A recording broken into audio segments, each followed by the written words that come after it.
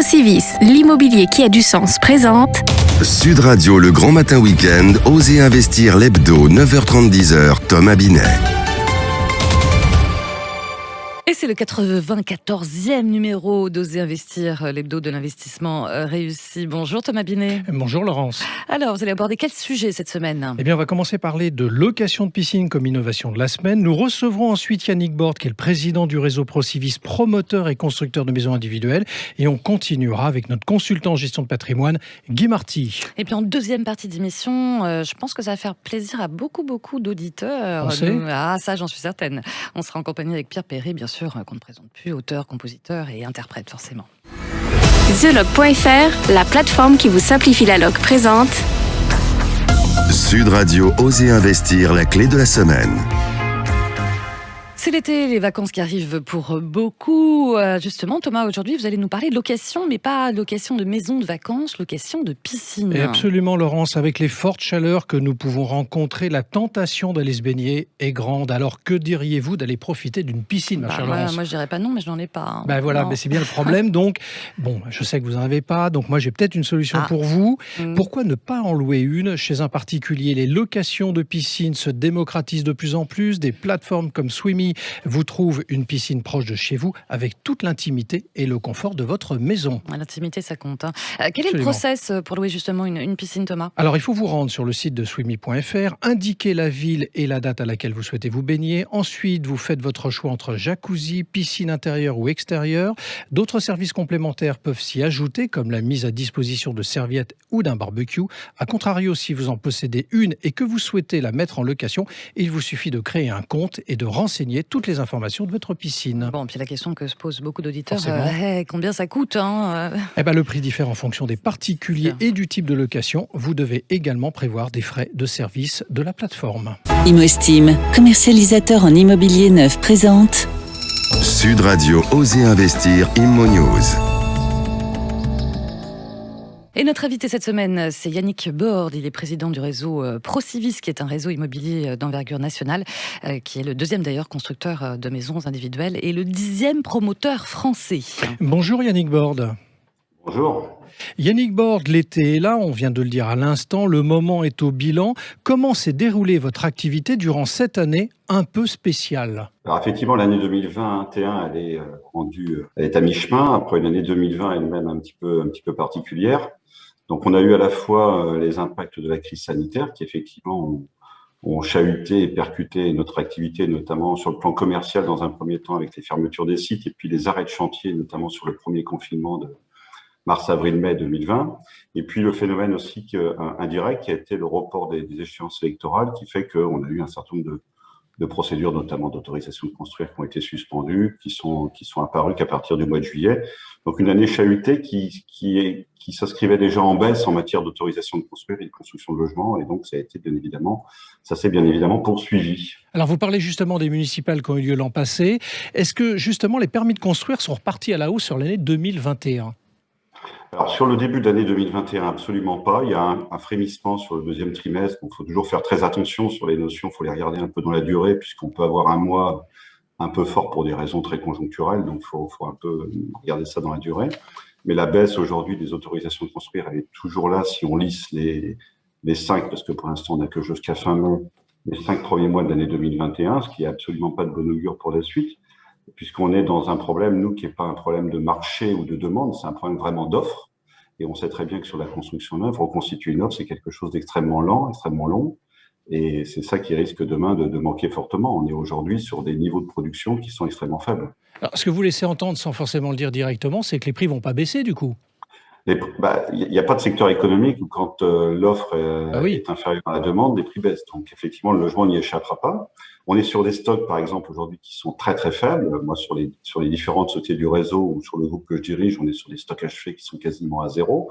Donc effectivement, toutes les opérations qu'on démarre et qu'on lance se passent plutôt bien sur le plan commercial, y compris avec des tensions sur les prix, qui sont aussi provoquées par les tensions sur les coûts de construction. Donc on a des phénomènes aujourd'hui qui sont un peu à contre-cycle par rapport aux aspirations, notamment parfois annoncées par le gouvernement, par les grands élus, de vouloir baisser les prix des logements. Oui, parce que Yannick Borde, vous parlez des matériaux, coûts de construction, c'est les matériaux qui flambent aujourd'hui, très clairement. Clairement, aujourd'hui, on a à peu près 20% d'augmentation sur les estimations de coûts de construction, ce qui est énorme. Hein. Alors après, il y a deux écoles aujourd'hui. Il y a l'école celle que je partage un petit peu, qui dit qu'il y a un certain nombre de filières qui ont été désorganisées par la crise sanitaire, qui vont se réorganiser, et peut-être qu'à l'automne, on reviendra sur quelque chose de plus raisonnable. Une partie, néanmoins, on pense notamment au bois, hein, c'est bien connu, tout le problème du bois en ce moment est un problème mondial. Il ne va pas se réguler facilement s'il se régule, ce qui n'est pas du tout garanti. Donc voilà, tous ces phénomènes font qu'aujourd'hui, on est sur un marché qui va être très très dur à faire baisser en termes de prix pour les clients acquéreurs, et vraisemblablement que sur un certain nombre de territoires, les prix atteignent aujourd'hui des plafonds en capacité d'investissement et d'achat pour nos clients. Alors, avant la crise sanitaire, Yannick Borde, nous avions observé que c'était les grandes villes qui étaient normalement attractives pour les acheteurs, c'est le phénomène de métropolisation. Depuis un an, ça serait a priori les villes de moins de 20 000 habitants qui tiendraient la corde dans les intentions d'achat. Est-ce que vous, dans votre réseau, vous confirmez cette tendance à peu observée ?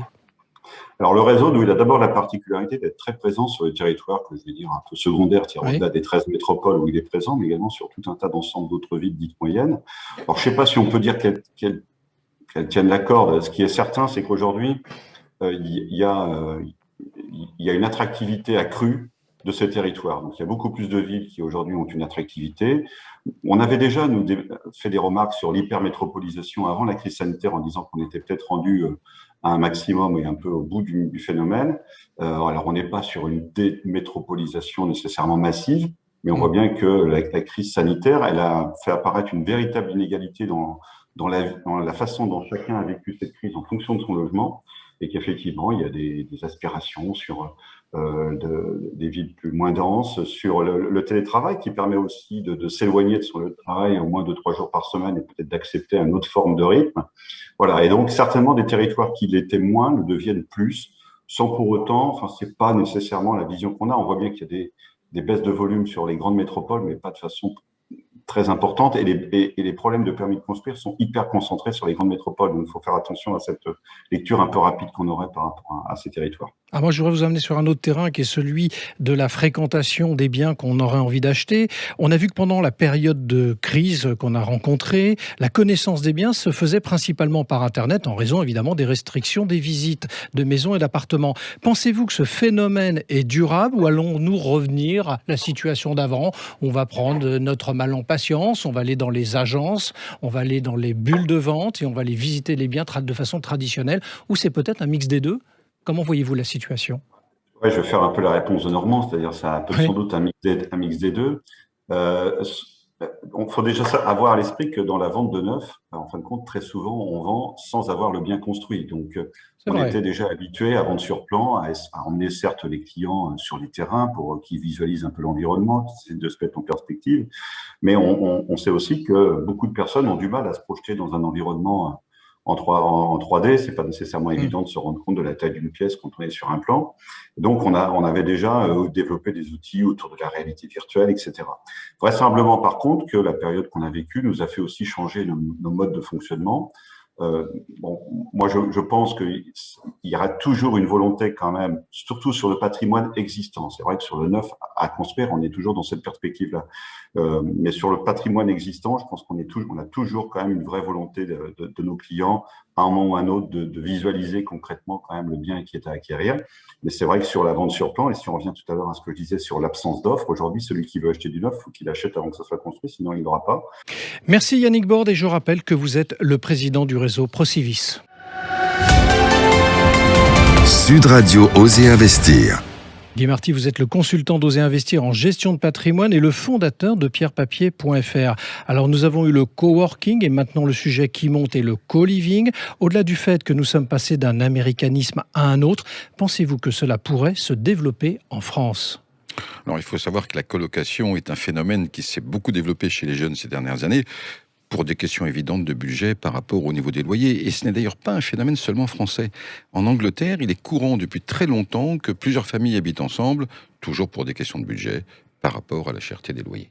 Alors, donc rien de vraiment nouveau en réalité ? Ah si. Il y a aujourd'hui en fait deux nouveautés. Oui. D'abord, la recherche nouvelle de liens sociaux. On a vu par exemple des familles se regrouper pour construire et habiter un immeuble adapté à une vie plus en commun. Pourquoi ne pas partager une cuisine ou un salon et organiser à plusieurs une partie des courses ou l'accompagnement des enfants. Et on a vu aussi dans certains territoires sinistrés, des associations réhabiliter une vieille maison inoccupée et y mettre une personne âgée, un jeune couple en difficulté et autres personnes à aider, avec l'intention aussi de rompre la solitude.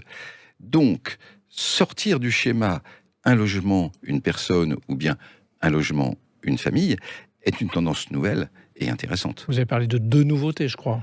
Oui, car il y a une caractéristique de notre époque, on invente sans cesse de nouveaux services. Alors en bon américain dans le texte, après le coworking pour les entreprises, qui a d'ailleurs révélé une demande potentielle considérable, pourquoi pas le co-living ? Un promoteur, puis un investisseur, plus un prestataire de services, et on offre à des particuliers ou des familles de se regrouper dans un immeuble bien conçu pour cela, avec des parties privatives et des parties vraiment communes. Le prestataire de services propose une sorte de gardiennage super développé, peut-être même des animations, avec la règle d'or de notre époque, le zapping.